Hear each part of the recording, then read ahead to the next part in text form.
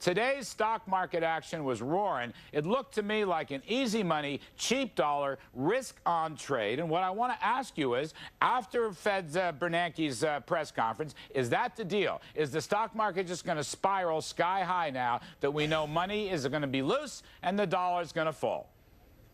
You know, the one thing that made me most angry, Larry, is that not much happened. I mean, if that was really the case, we should have seen a reaction in the Treasury markets. Apparently, that's what the case is. I was completely unimpressed, Larry, with what the Bernanke said today. It was like he was doing some bozo party line in front of Stalin, just saying, this is what we've always done and this is what we're going to.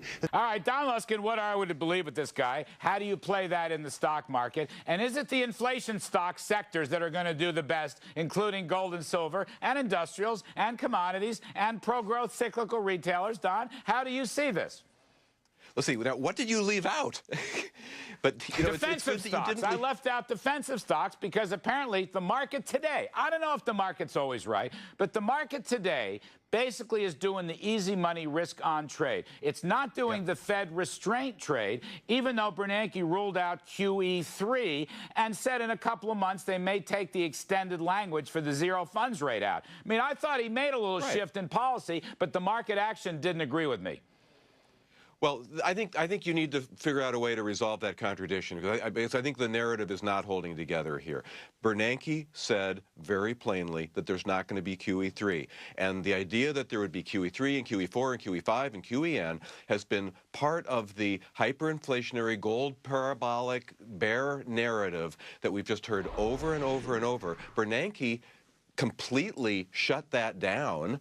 So can we please give him some credit for that? That's not him being fast and loose with the dollar. That's not him being a bozo. That's not what gold prices said today. Gold prices. Well, okay, right. No, wait a second. Wait a second. But that maybe that. Wait. Hang on. You've had your chance, guys. You've had your chance. My turn. Excuse me. Hello. Stop. Don, please finish. You were on a roll there. There are other things going on here. You guys are coming at this with the prior that if stocks go up, well, there must be something wrong with that. This must be inflation, folks. Stocks are going up because we are in a global recovery, which is due in large part to the courageous action of Ben Bernanke of stepping in and reliquefying the economy. One thing you've got to understand, you're also worried about the dollar. Let me remind you that the dollar was lower than it is today on a trade-weighted basis in early 2008 before the wheels came off and the banking crisis set. This is what Ben Bernanke said. He said that the big rally in the dollar that we've now given back was a safe haven trade. And because the world is recovering, the dollar is now simply returning to the weakness that it had 3 years ago. Don't blame Bernanke. Thank him. Your narrative isn't holding together. Let me go. What are you thinking? I'm sorry. I was just listening to this guy, Lee Munson, talking, comparing Bernanke to Bozo and Stalin.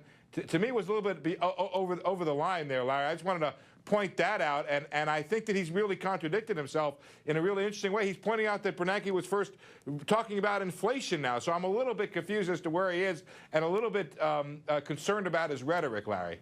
Jim LeCamp, though, I want to ask you, is the market's stupid and everybody, and you're brilliant. I mean, that's, you know, it's amazing. Larry was at least struggling with this idea of why does the market go this way when it knows all the things that you know? Well, I wouldn't have thought gold would have skyrocketed today, Don. Tell me about that aspect of your investment strategy.